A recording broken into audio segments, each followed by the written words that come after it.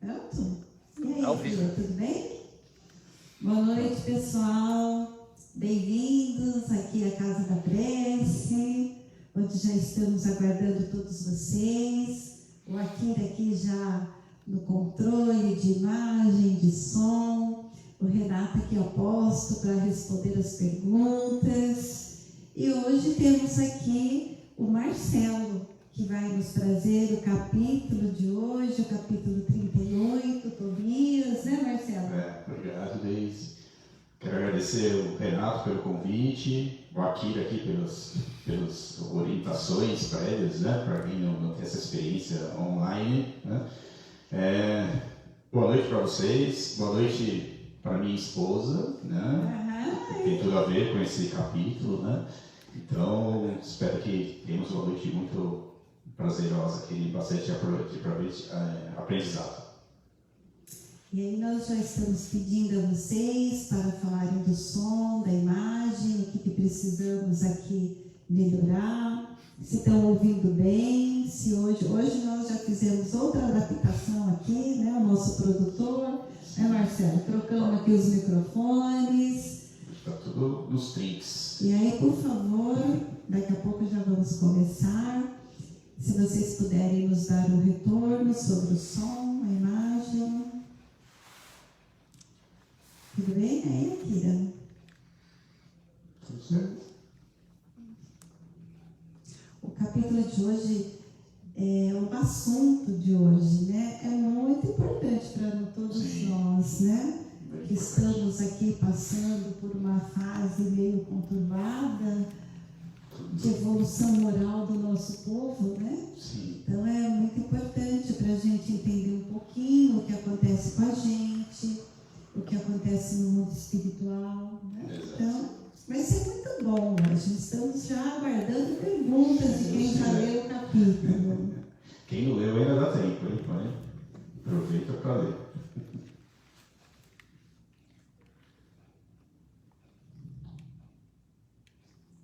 Tudo bem? Que bom. Então vamos nos posicionando em nossos lares, confortavelmente, colocando o nosso copo d'água para ser fluidificado pelos mentores amigos. E assim nos projetando para esta casa que nos recebe, nos acolhe, e sentindo-nos abraçada pelos amigos, pela equipe espiritual deste trabalho, pelos mentores desta casa. Possamos todos juntos ir em busca do Mestre Jesus, rogando a Ti, Senhor, que se conosco, ajude-nos a abrir nossas mentes e nossos corações para o entendimento dos ensinamentos do Seu Evangelho e das lições que nos serão trazidas hoje sobre a mediunidade e sobre o nosso lar. E junto a Ti, Mestre, deixamos os nossos corações para que possas juntar aos Seus e derramar bênçãos de luz e de paz por todos nós. Pai nosso que estais no céu, santificado seja o vosso nome, venha a nós o vosso reino, seja feita a vossa vontade, assim na terra como no céu. O pão nosso de cada dia nos dai hoje. Perdoai as nossas dívidas, assim como nós perdoamos os nossos devedores. Não nos deixeis cair em tentação, mas livrai-nos de todo mal. Que assim seja. E assim o nosso Evangelho de hoje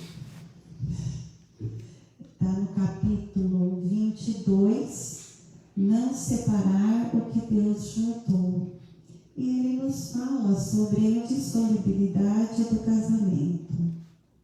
E no item 1, Mateus nos conta o seguinte: e chegaram-se a ele, a Jesus, os fariseus, tentando-o e dizendo: é porventura lícito a um homem repudiar a sua mulher por qualquer causa? E ele respondendo lhe disse: não tendes lido que quem criou o homem desde o princípio os fez macho e fêmea? E disse: por isso deixará o homem pai e mãe, e ajuntar-se-á com sua mulher, e serão dois numa só carne. Assim que já não são dois, mas uma só carne. Não separe logo o homem o que Deus ajuntou. Replicaram-lhe eles, dizendo: pois por que mandou Moisés dar o homem à sua mulher carta de desquite e repudiá-la? E respondeu-lhes Jesus: porque Moisés, pela dureza de vossos corações, vos permitiu repudiar vossas mulheres, mas ao princípio não foi assim. Eu, pois, vos declaro que todo aquele que repudiar sua mulher, se não for por causa da fornicação e casar com outra, comete adultério. E o que se casar com a que o outro repudiou, comete adultério. E assim Kardec nos explica, junto com os espíritos que fizeram este evangelho, ele nos traz o seguinte: a não ser o que precede de Deus, nada é imutável no mundo. Tudo que procede do homem está sujeito a mudanças. As leis da natureza são as mesmas em todos os tempos e em todos os países. As leis humanas, porém, modificam-se segundo os tempos, os lugares e o desenvolvimento intelectual. No casamento, o que é de ordem divina é a união conjugal, para que se opere a renovação dos seres que morrem. Então, este é o nosso evangelho de hoje, que nós iremos depois comentar, junto com o capítulo do nosso lar, que nós vamos falar daqui a pouco, que o Marcelo vai trazer para a gente. E hoje, então, continuando o nosso estudo de mediunidade, nós vimos a semana passada a classificação segundo os seus efeitos. E vimos que elas são de duas formas. São de forma efeitos materiais, físicos e objetivos, que nós vimos na semana passada, que são aqueles que impressionam os nossos sentidos físicos. Então, nós podemos ver, ouvir, falar. Então, quando eles acontecem, todos podem perceber. Mas todos esses fenômenos acontecem onde tem médiuns que têm uma condição especial de fluido para que sejam doados e para que esses fenômenos aconteçam. Hoje nós vamos ver os fenômenos intelectuais ou subjetivos, que são aqueles que sensibilizam a esfera subjetiva, sensibilizam a nossa mente, sem interferência dos nossos órgãos físicos, sem a gente ver, ouvir ou falar. Parece que eles brotam direto dentro da nossa cabeça. São os fenômenos que só interferem com a nossa razão, com o nosso intelecto. É lá dentro que a gente percebe. A gente não tem condição de ver aqui fora. Então, eles podem se apresentar de várias formas. Então, todas essas formas que nós estamos vendo, como vimos já os materiais, os objetivos, e vamos ver alguns tipos agora dos subjetivos, depois serão detalhados. Então, nós estamos trazendo hoje só os tipos. Então, o primeiro desse que é para todo mundo, todos nós somos médiuns, em menor ou maior grau. E o primeiro que todos têm é a intuição, que é a capacidade do médium de ser intuído pelo pensamento, é sensibilizado pelo pensamento. Então, todos nós sabemos que temos, algumas vezes sentimos, nosso dia, em determinadas atitudes, né, que brotam pensamentos. Aquela vozinha que fala, faz aqui, faz ali, né? Então, todos nós temos isso o tempo todo. Mas também, quando temos no desenvolvimento da mediunidade, ele é tido como uma faculdade mediúnica. A segunda é a visão, é a vidência, é a visão psíquica também. Então, é a visão também dentro da nossa cabecinha, dentro do nosso intelecto. Então, é a faculdade que tem de possibilidades de ver o mundo espiritual, lá onde acontece no mundo espiritual, e também ver alguma coisa que acontece do mundo espiritual aqui no mundo físico. Então, é a possibilidade de vermos com os olhos do espírito, não com os nossos olhos físicos. Aí temos também a audiência, que é a faculdade de perceber a voz dos espíritos. Isso a gente percebe bastante, né, muitas vezes. Mas, eventualmente, podemos também perceber sons que vêm do mundo espiritual. Então, essa audiência também, ela toca o nosso intelecto. E os sons espirituais também. E algumas vezes podemos ouvir sons do mundo espiritual como se estivesse à nossa volta, não só dentro da nossa cabeça, mas estando também à nossa volta, como se fosse de uma pessoa viva. O outro que nós estamos trazendo hoje é o desdobramento.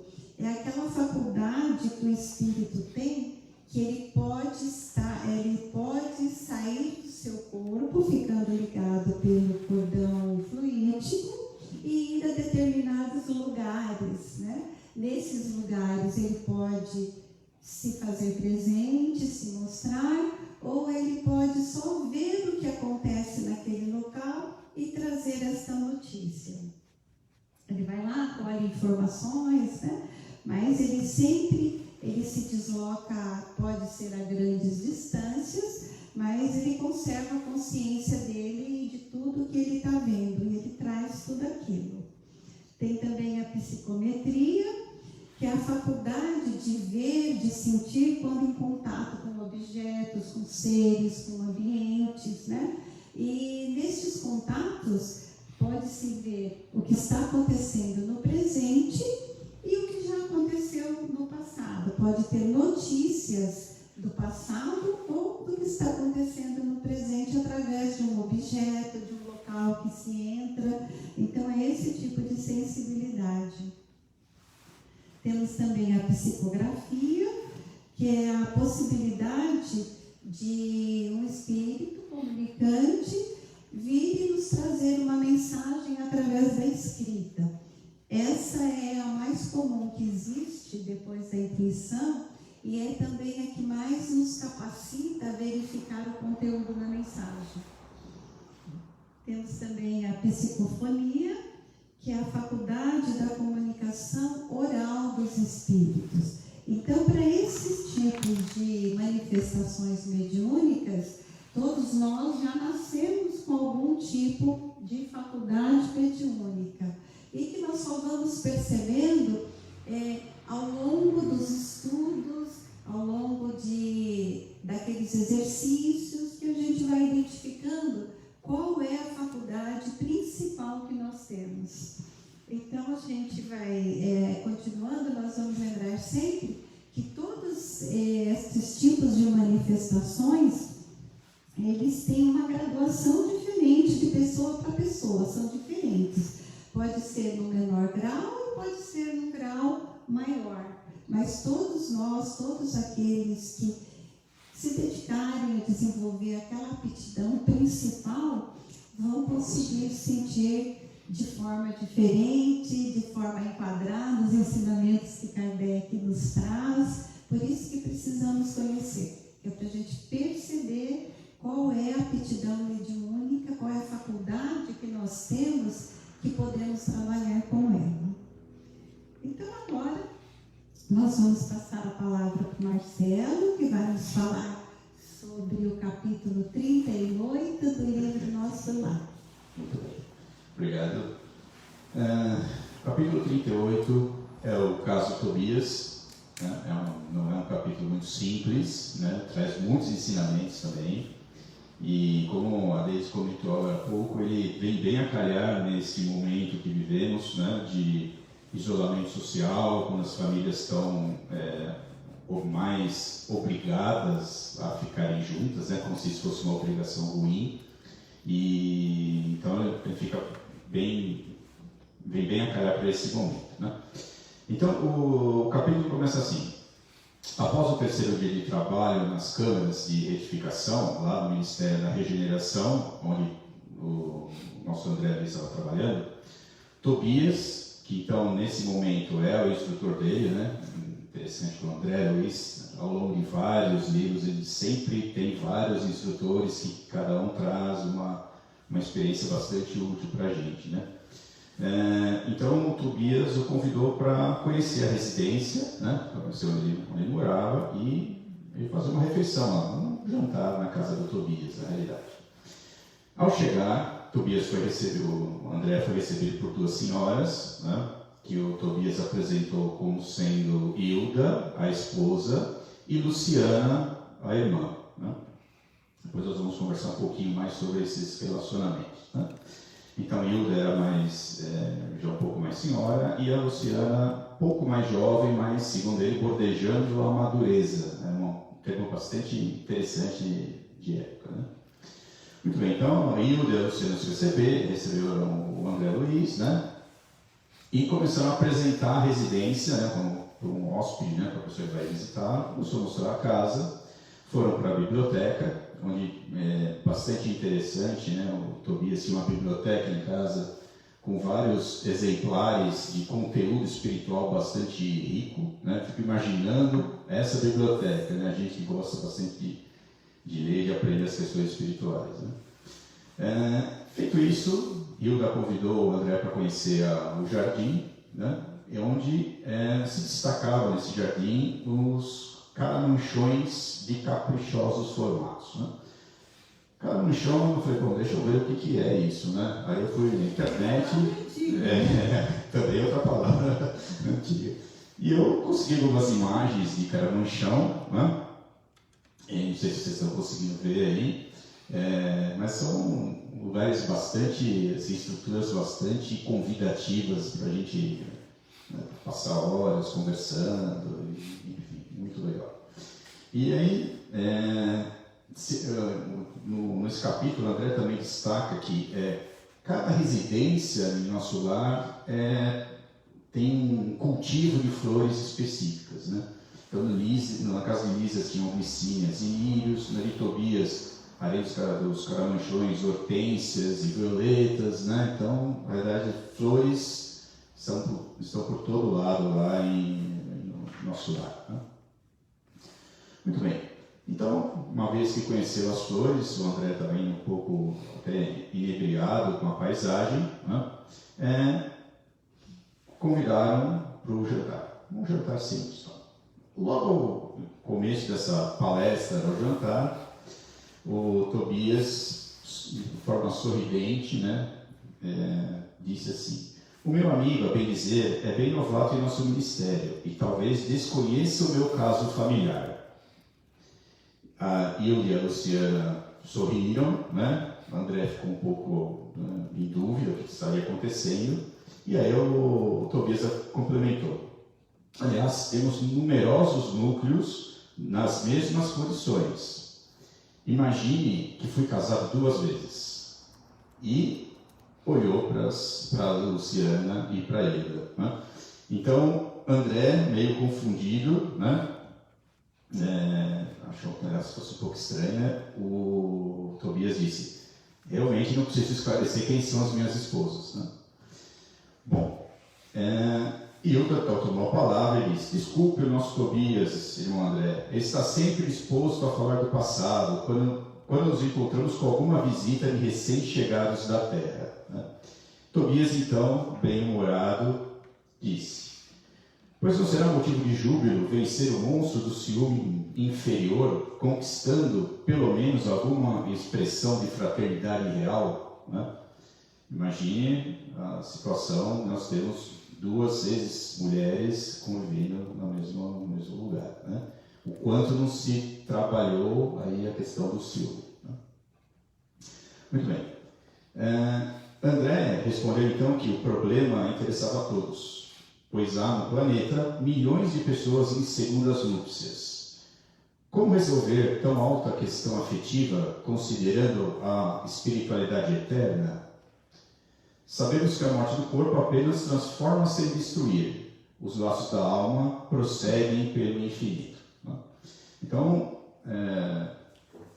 André demonstra a grande dúvida, porque ele conhece, né, a gente sabe que tem vários casos de espíritos que, numa mesma encarnação, contraíram 2, às vezes até mais núpcias, né?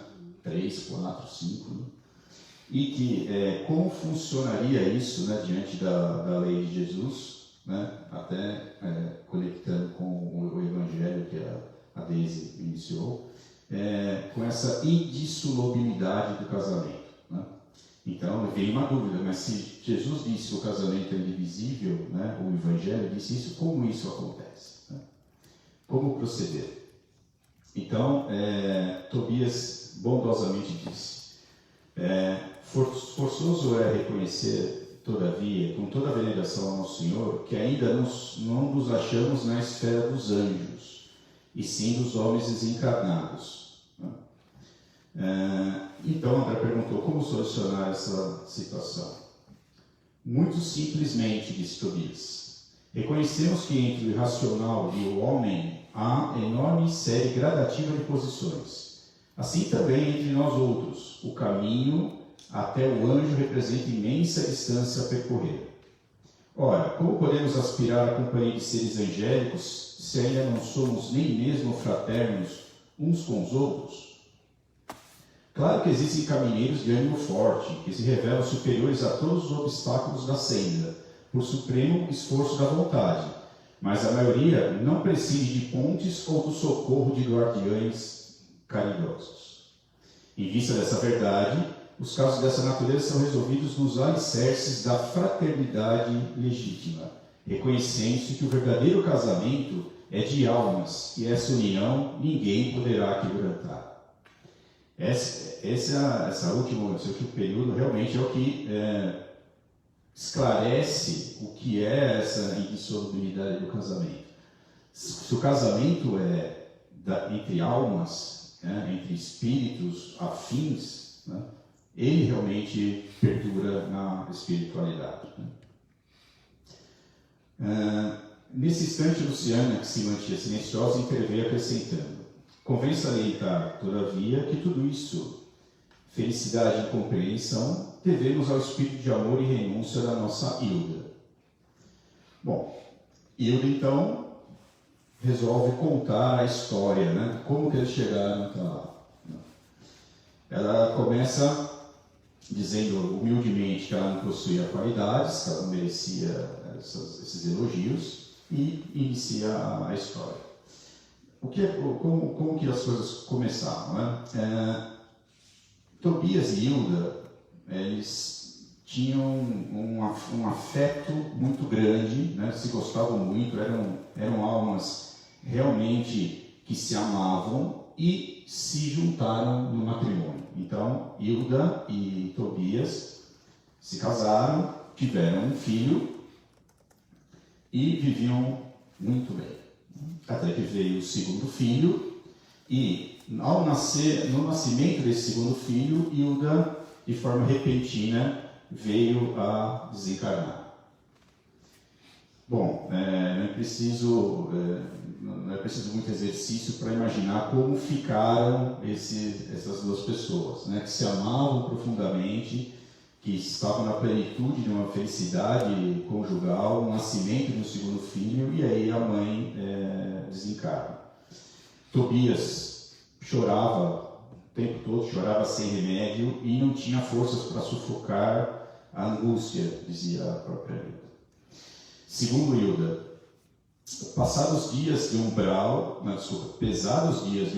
abateram-se sobre mim.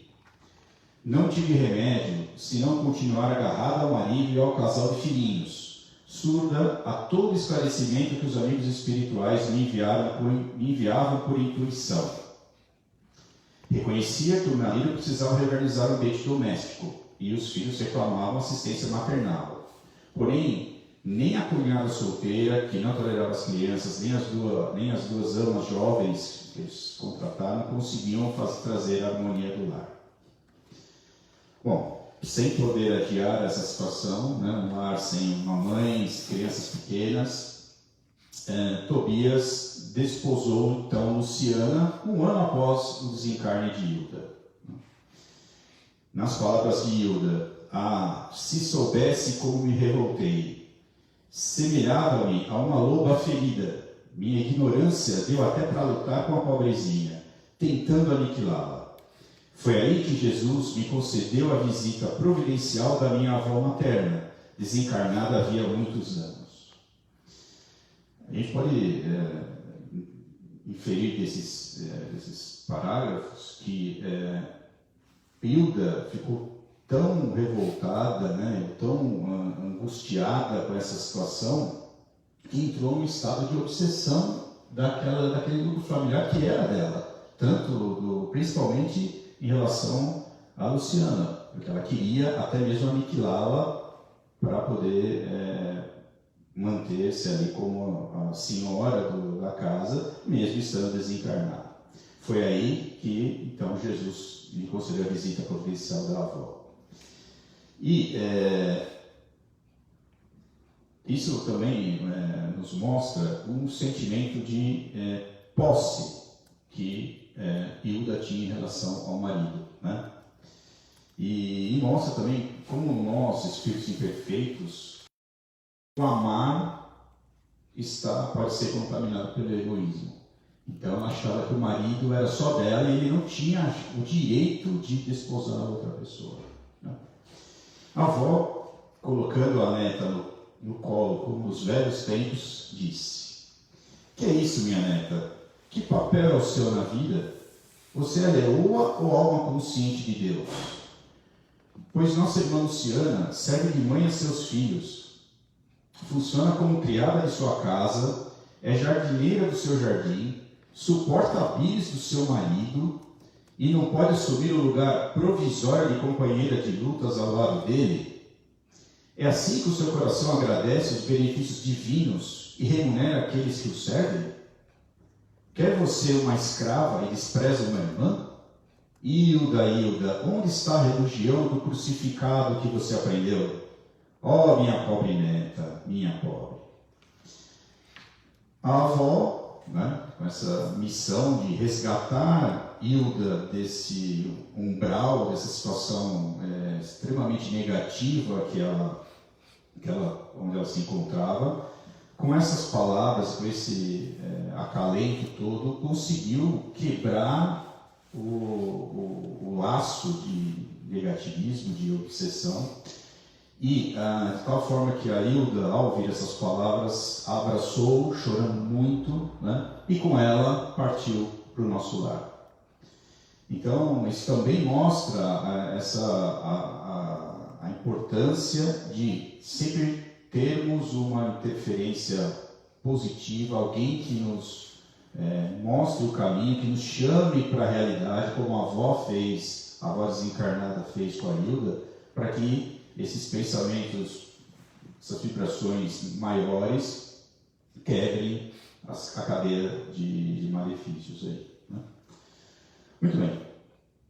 Então, uma vez que Hilda voltou para o nosso lar, passou a ter em Luciana mais uma filha. Então, veja a mudança, né, do nível de vibração, da energia. O que era uma adversária que deveria ser aniquilada, passou a ser uma filha, né? Então, lá em nosso lar, Hilda passou a trabalhar intensamente, dedicou-se ao estudo sério e ao melhoramento moral de si mesma, buscando ajudar a todos sem distinção no antigo lar terrestre, né? Isso também nos mostra que a regeneração, né, essa correção, tem que ser baseada sempre em muito trabalho, né? Trabalho pelo próximo em geral, principalmente nesse caso as pessoas do lar onde eu vivia antes, e o estudo muito sério e o melhoramento moral de si mesmo. É aquele procurar evoluir sempre. Muito bem.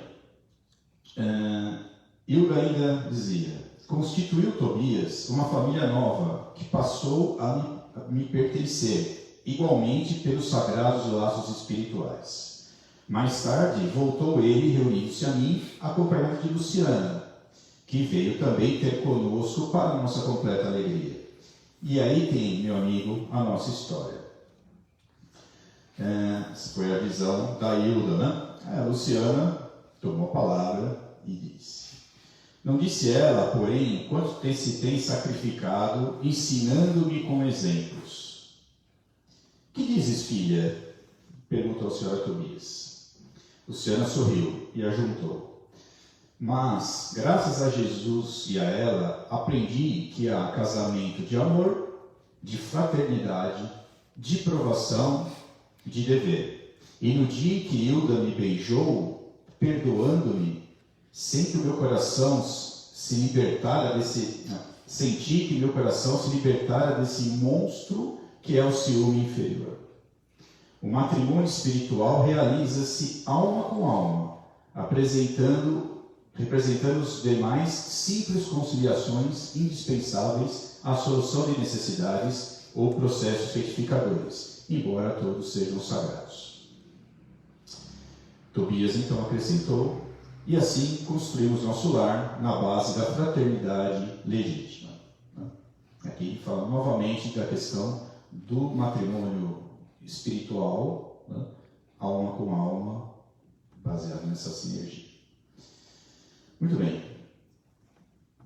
André, então, né, sempre perguntador, né, indagou novamente: mas como se processa o casamento aqui? Tobias respondeu: pela combinação vibratória, ou então, para ser mais explícito, pela afinidade máxima ou completa. Muito legal isso, né? Emmanuel também dizia que é a afinidade espiritual que determina a união entre os espíritos.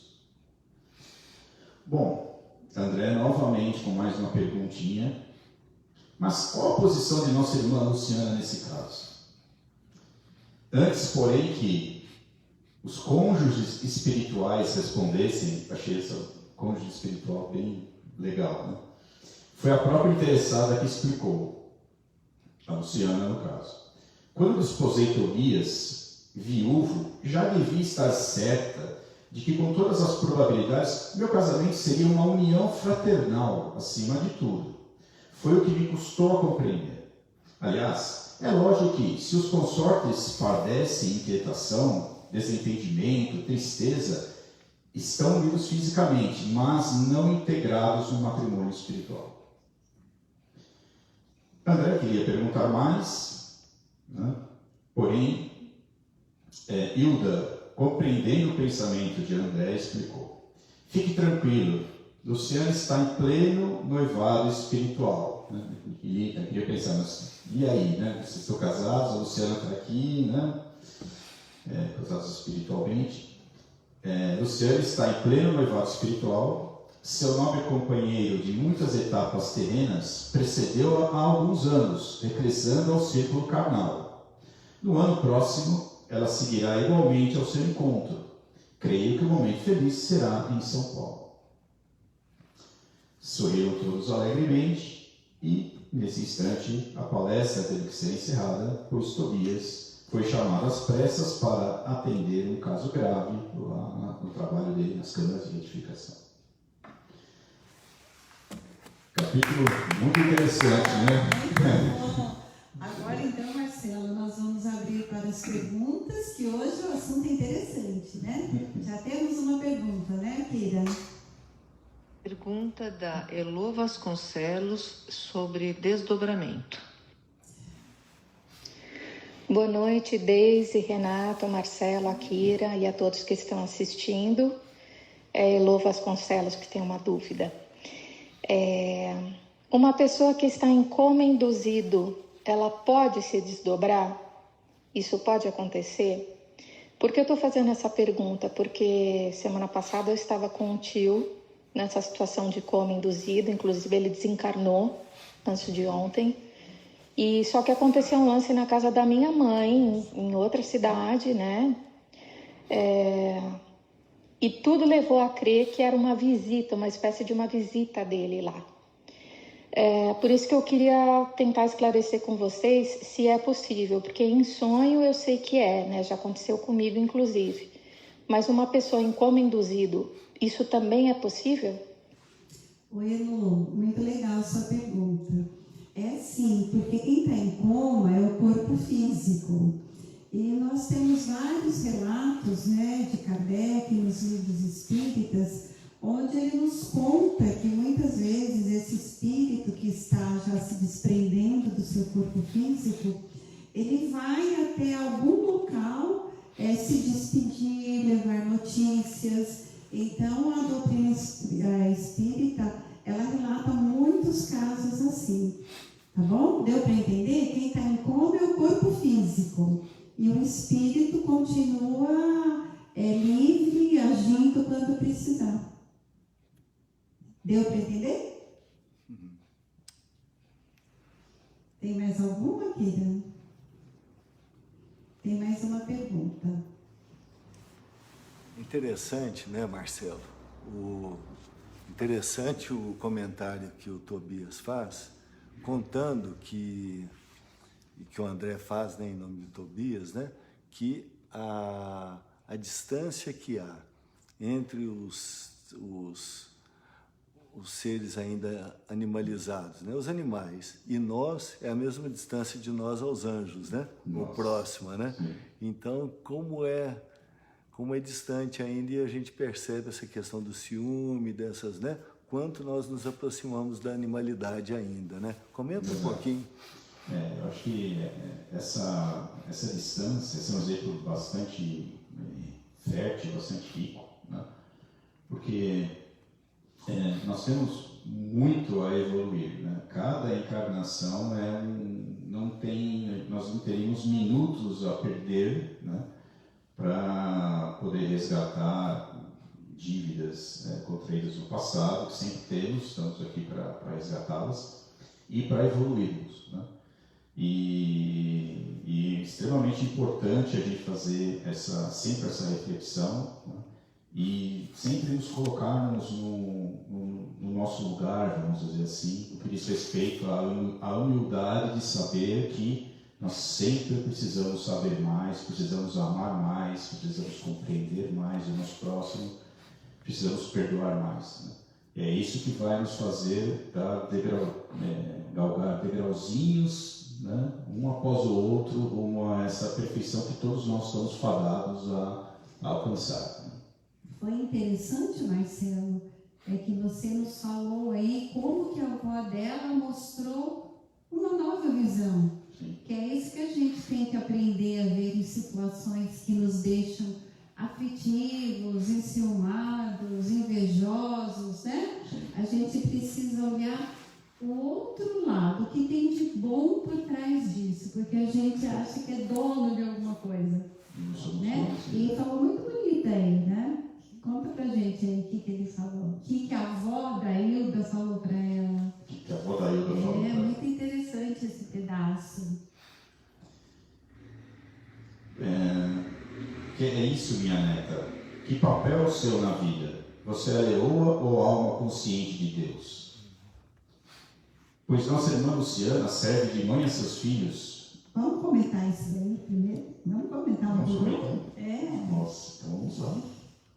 Porque assim, na vida hoje, a gente tem também não só essa segunda núpcia cuidando dos filhos, a primeira, como também a gente tem diversas formas de casamento, né? Onde as famílias começam a se misturar. Então, isso daí é muito importante a gente também ver, não só o filho nosso, como o filho do outro, né? Nesse caso que você está nos contando aí.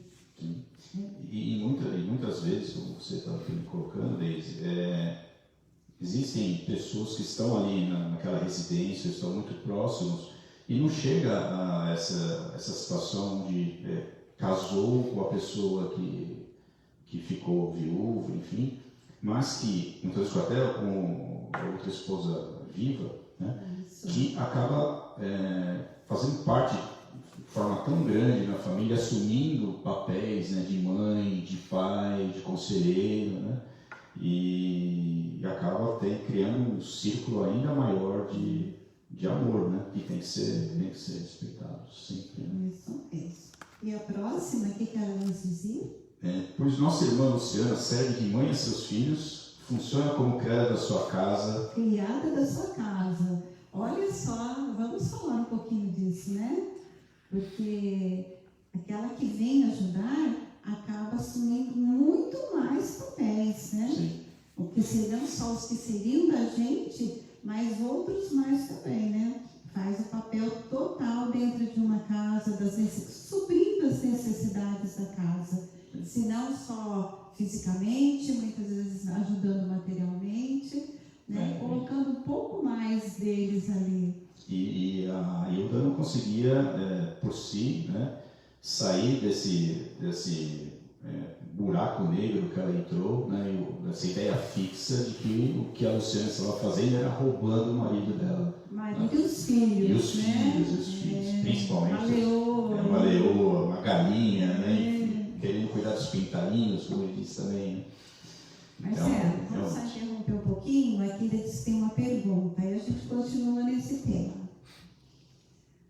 Boa noite a todos, brigadão pela explanação, Deise, Marcelo. Realmente esse é um capítulo para se pensar muito a respeito, né? Tem aprendizado aí para o resto, pelo menos da minha vida. Muita coisa, 2 ex-mulheres convivendo juntas, isso é coisa para plano mesmo, espiritual. Mas vamos lá. Uma passagem com relação a Hilda, né, recebendo a presença da avó, e ela se, né, render e acompanhar a avó. Então, na verdade, né, a Hilda certamente não tinha um mau coração, não, ela só ainda, penso eu, né, que retinha ainda aquelas impressões todas e não conseguia ver a relação do marido com uma outra pessoa. Mas ao chamado da avó, ela atendeu prontamente, porque se fosse uma pessoa com um mau coração, ela não atenderia a avó. Avó, eu vou ficar por aqui mesmo, né? Mas não, ela acompanha a avó. E o que eu achei mais interessante ainda é um trecho em que ela fala, né, que ela deixa o lar terrestre e segue em companhia da avó para os serviços de nosso lar. Eu acho que isso é um fator muito importante. Ela não só deixa o lar terrestre, mas se embrenha em aprendizado, em serviços, em conhecer outras histórias, auxiliar outras dores. Isso cabe para toda e qualquer situação, enquanto aqui encarnados. Eu acho que é fácil de nós percebermos, se tivermos algum problema, algo para resolver, e ficamos intrínsecos só nessa situação, a gente não consegue nem resolver essa situação, e vai piorando, né? Porque parece que aquele problema pessoal é o único, né? E ele cresce dentro da nossa cabeça, do nosso coração. Então, quanto mais abertos estamos aos outros, ao serviço, certamente os nossos próprios problemas acabam se tornando, não que eles se tornem menores, mas eles não crescem além do que eles já são, né? Eles mantêm aquela dimensão solucionável, inclusive. Achei muito bacana essa passagem. Se puder falar algo mais a respeito, agradeço. Se tem algo, né, a complementar. Quer falar, Marcelo, um pouquinho? Não, deixa você falar. Puxa vida. Oi, Doro. Foi muito bom te ouvir o seu caos.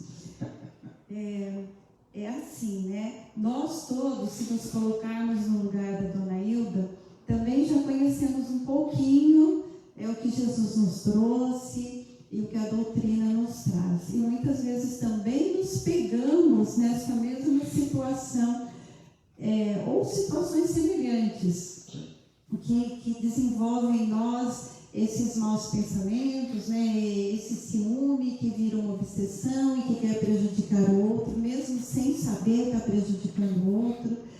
E isso é importante a gente, nesse momento, ter ouvidos e olhos para ver, né?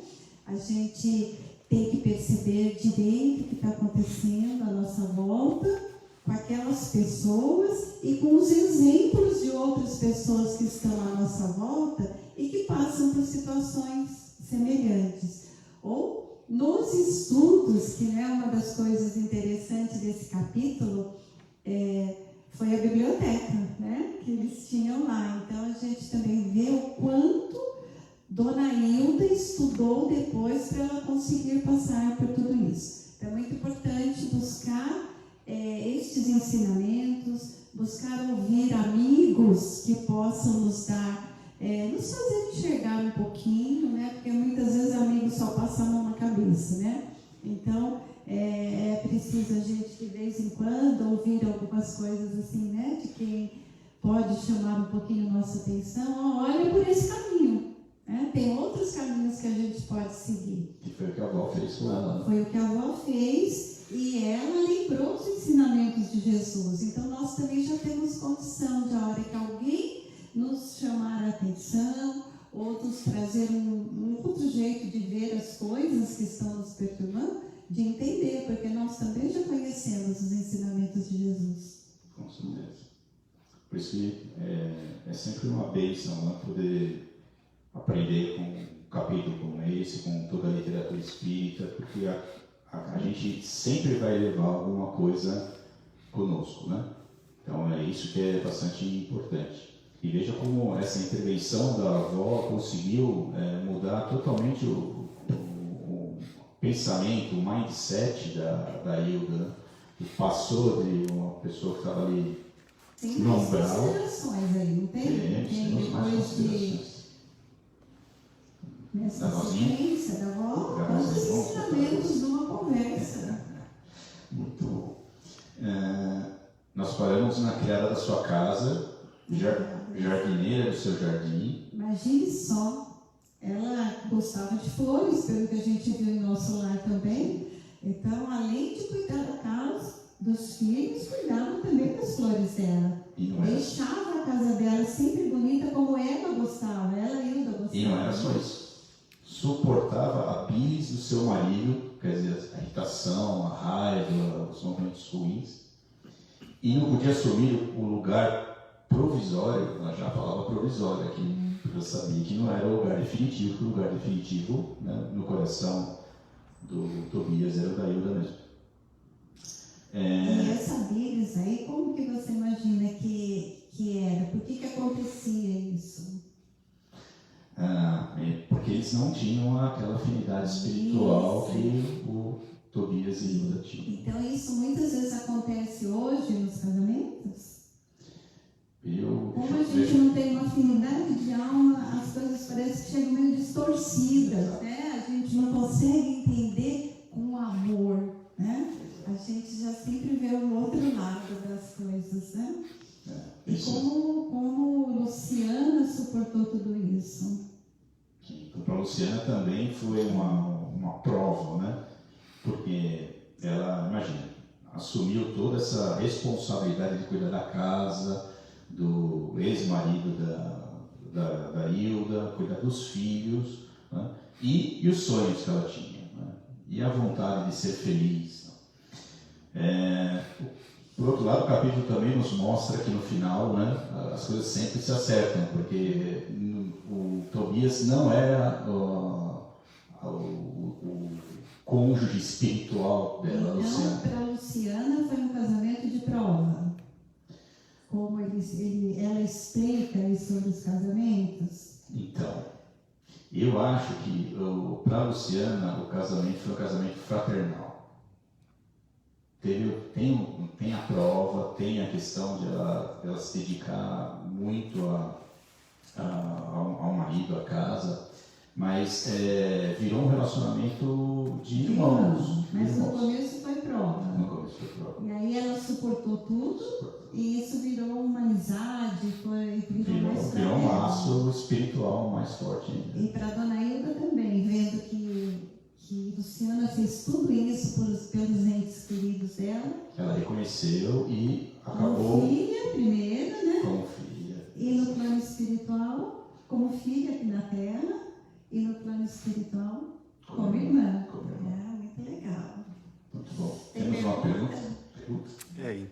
aproveitando um pouco esse capítulo que a conversa se aproximou aí, fala um pouquinho para a gente, então, do casamento de amor, que ele explica aqui, né? De fraternidade, que é esse caso da Luciana, né? De provação e de dever, né? Só para a gente... Posso terceirizar essa pergunta? Não, faz seus comentários, você estudou bastante. O casamento de amor é mais... É mais fácil de entender, né? Por isso eu respondo... Não entender, a gente saber o que está escrito aí. O casamento de amor é aquele onde realmente há essa união vibratória entre os espíritos, e ele não é um casamento apenas aqui para os homens, é um casamento perante Deus, né? O de fraternidade é o exemplo do casamento o provação e fraternidade, como a Deise comentou, né? Começou como uma provação, que é onde um dos cônjuges se vê diante de muitas provas a serem superadas, muitas dificuldades, muitas vezes incompreensão, né? Muitas vezes um não reconhecimento daquela dedicação, daquele amor ao outro, né? E obviamente, isso para resgatar questões kármicas, né? Questões lá de trás, né? Então, sempre as coisas têm uma justificativa nessa nossa história pregressa, que, para nossa sorte, né, Deus faz tudo muito bem, né, a gente não lembra. Então, imagine se nós nos lembrássemos do que nós fizemos eu para minha esposa nessa encarnação, né, tipo, o que eu fiz para ela nas outras e vice-versa. Então, as nossas chances de evoluir seriam muito comprometidas, bem menores, né? Aí voltaria tudo, né? Todos os sentimentos negativos. Imediatamente, né? E o de fraternidade, esse casamento, que se transformou o casamento da Luciana. E o de dever. O de dever é o que é um pouquinho mais complicado, né? Por isso que eu vou pedir ajuda para as universitárias. Ajuda para as universitárias. Nós estávamos até conversando sobre esse assunto há algum tempo atrás, e a gente não tinha percebido esta ligação, né? Esta escada evolutiva até chegar a esse casamento por almas. Então, assim, nós temos o casamento que são de provas que as pessoas trazem de vidas anteriores para resgatar e ir um degrau acima para se tornar fraterno. E nós temos também um casamento de dever, que é aquele que nós nos comprometemos no plano espiritual entre as pessoas e que nós vamos ter que fazer tudo aqui para cumpri-lo. Que muitas vezes a gente se compromete a muitas provas, né? Não consegue cumprir, então isso vai ficando para frente. O de dever, eu acho que nós temos primeiro provas, depois o de dever, aí o fraterno e aí o espiritual. É isso, né, Renato? É isso aí, Akira. Fala aí um pouquinho pra gente. Porque são várias fases que a gente passa, até mesmo com a mesma pessoa querida, que muitas vezes a gente não compreende. E a gente caminha junto até ser almas afins. Então, são tipos de casamento, são processo longo e não tem pulo, viu? Não dá para pular fase. Não tem como pular fase. Não dá para fase amarela, para fase... É como escola, você não pula de ano, não. Você tem que cumprir tudo. Temos mais perguntas. Oi, Deise e Marcelo, Elô de novo. Então, esse casamento espiritual, esse encontro de almas, é um privilégio de poucos? É conquista de poucos, né? Não é privilégio. No mundo espiritual, no mundo de Deus, o Pai Criador, não existe privilégio, existem conquistas que nós vamos fazendo ao longo da nossa caminhada evolutiva. É isso, Marcelo? Falou tudo, Deise. Mais a gente vê assim que casamentos que começam, né, os casamentos de antigamente, que se separavam muito, Então a gente via que as mulheres sofriam muito, né, dentro de casa, porque não tinham voz alta, só serviam para ser realmente para o serviço de casa e ser mãe. E aí a gente vê que aquilo vai criando laços e no final da vida, aquilo que era briga, era coisas não muito boas, eles acabam tendo um final feliz, né? Acabam um prestando atenção no que o outro fez, nas coisas boas, e a gente vê que as duas partes, tanto o homem como a mulher, vão se dulcificando no final da vida, né? Estão sempre juntos, caminham juntos, são companheiros. Então, mesmo que um casamento comece de uma forma não muito boa, eu acho que aquele esforço constante de trabalhar no bem, né? Ele vai valer a pena. E tem os outros casos, né, onde o casamento começa muito bem, né, há uma atração muitas vezes mais física do que espiritual, e com o passar do tempo, esse relacionamento que era meramente esse interesse material acaba diluindo o casamento. Então, o Evangelho de hoje nos trouxe que só é dissoluto aquele que é de alma, né?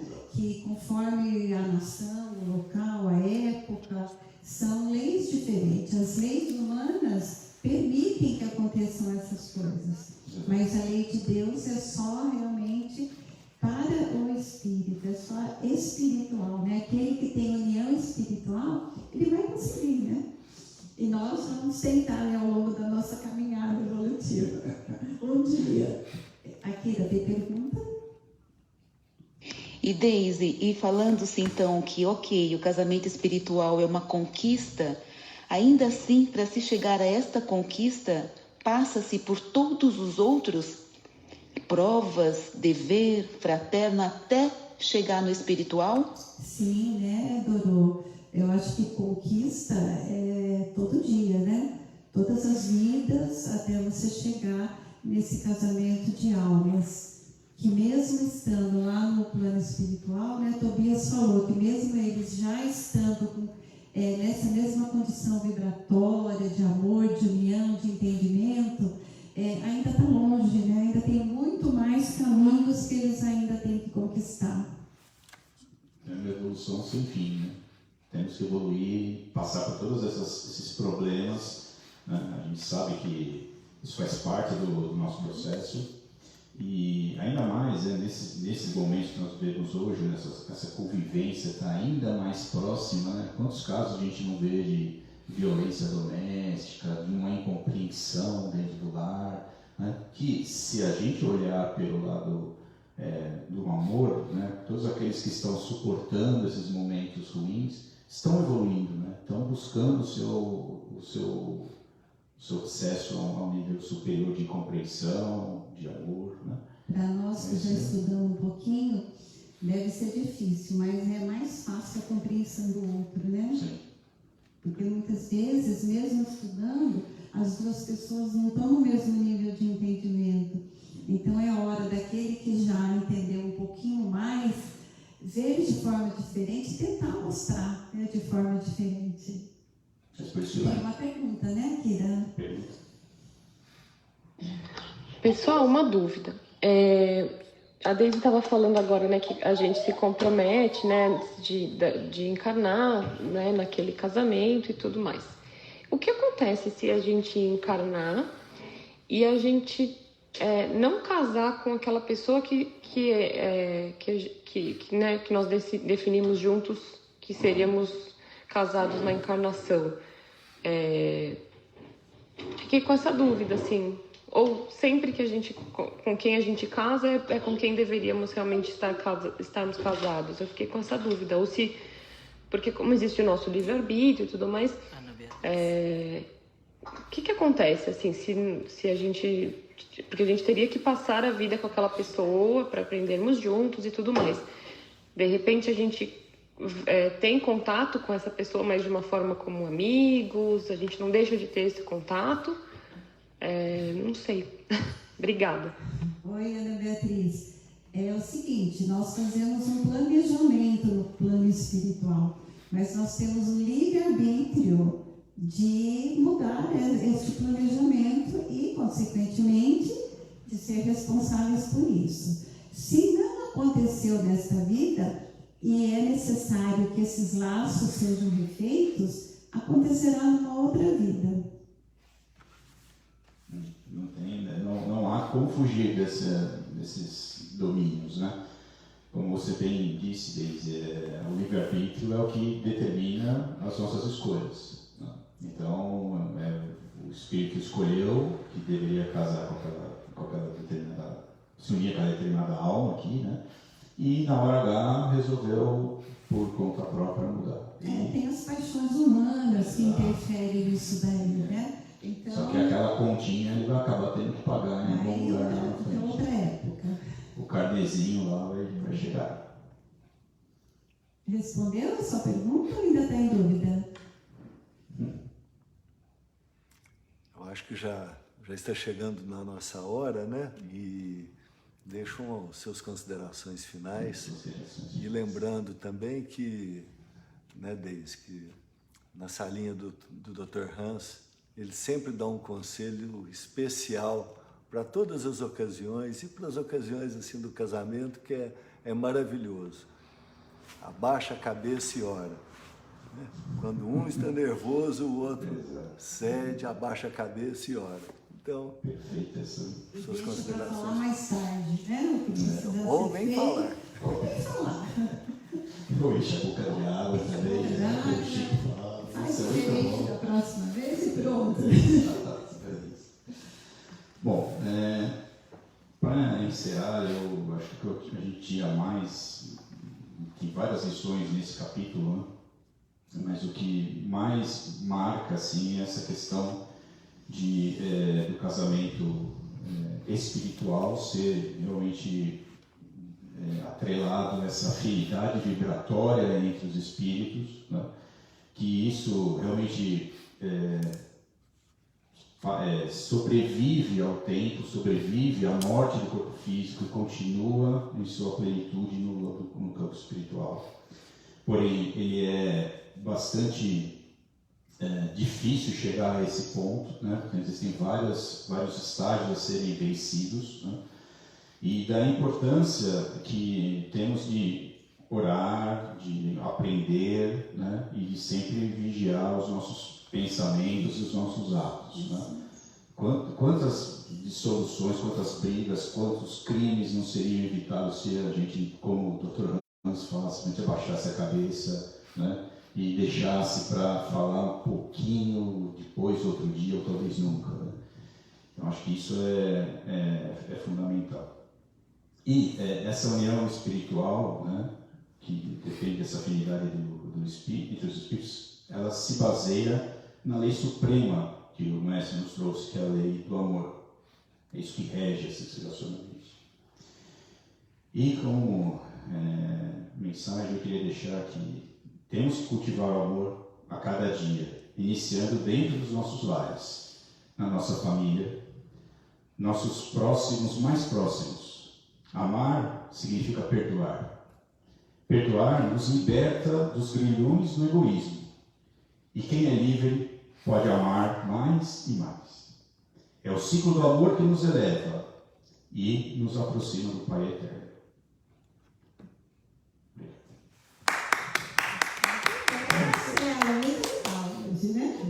Obrigada aí por tudo, pelas oportunidades, pelos apontamentos assim que tocam os nossos corações. E obrigado a vocês, principalmente você que me ajudou bastante nas perguntas. Bom, então já estamos chegando no fim do nosso estudo de hoje. E mais uma vez vamos convidando todos para juntos nos abraçarmos, sentirmos a energia de cada irmão tocando o nosso coração. Nestes momentos saudosos, temos sim a certeza de que estamos todos juntos, ligados em pensamento, em amor, nos dando força e coragem. e unindo nos nossos corações aos corações amigos e bondosos que também nos abraçam neste momento, mais uma vez nos dirigimos ao Mestre Jesus, rogando, Senhor, que junte os nossos corações ao seu coração misericordioso e que possas derramar em bênçãos de luz e de paz por todo o planeta Terra, por todas as criaturas, por toda a sua criação. Rogamos, Mestre, que possa envolver todos os seres em muita luz, que o lenitivo do seu amor possa neste momento tocar a todas as criaturas, onde quer que elas estejam, passando as dores do corpo ou do espírito. Rogamos, Mestre, que ilumine a mente dos nossos governantes, para que busquem a paz, o entendimento, que eliminem as guerras, as doenças, a fome. Rogamos pelo nosso Brasil, pátria do Evangelho, coração do mundo. Rogamos por todos os nossos governantes, para que o entendimento, a bondade e o amor estejam presentes em seus corações.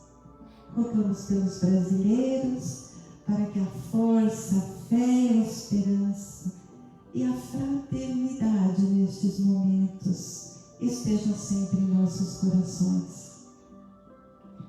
Rogamos, Senhor, por todos aqueles que nestes momentos se encontram cuidando de tantas vidas, para que Tu possas abençoar cada coração. Que Tu possas, Mestre, abençoar todos esses seres que passam por este sofrimento, que estão voltando para o mundo espiritual e por todos os seus familiares que ficam aqui na Terra. Rogamos por esta casa que nos acolhe, para que o nosso amor esteja sempre aqui presente dentro dela. Rogamos pelos seus dirigentes, trabalhadores, assistidos, todos aqueles que aqui chegam em busca do lenitivo do corpo e do espírito. Rogamos pelos nossos vizinhos, parentes, amigos, por todos aqueles que nos ajudam a transpor as nossas dificuldades nos nossos dias. E rogamos, Mestre, por nós mesmos, agradecendo as bênçãos do estudo, as bênçãos que esta casa nos dá e nos fornece a cada dia, no entendimento da vida espiritual, no entendimento da vida que temos que conquistar aqui na Terra. E rogamos, Senhor, que nos ajude a buscar a força, a fé, a esperança, para trilharmos juntos por este caminho, neste planeta iluminado. Para que possamos um dia, Mestre, chegar até o Pai Criador. Pai nosso que estais no céu, santificado seja o vosso nome. Venha a nós o vosso reino. Seja feita a vossa vontade, assim na terra como no céu. O pão nosso de cada dia nos dai hoje. Perdoai as nossas dívidas, assim como nós perdoamos os nossos devedores. Não nos deixeis cair em tentação, mas livrai-nos de todo mal. Que assim seja. E a nossa Mãe Santíssima, Mãe de amor e bondade, rogamos, Senhora, que possas estender o seu manto de luz e de amor por todos nós. Ave Maria, cheia de graça, o Senhor é convosco. Bendita sois vós entre as mulheres, bendito é o fruto do vosso ventre, Jesus.